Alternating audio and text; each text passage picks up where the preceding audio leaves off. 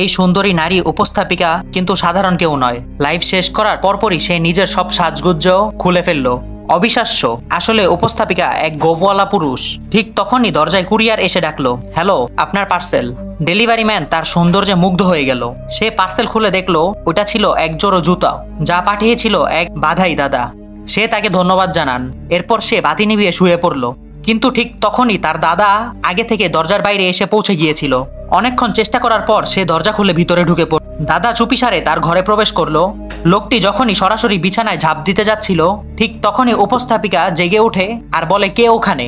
উপস্থাপিকা চমকে উঠল, তাড়াতাড়ি বাতি জ্বালিয়ে তাকে খুঁজতে লাগলো।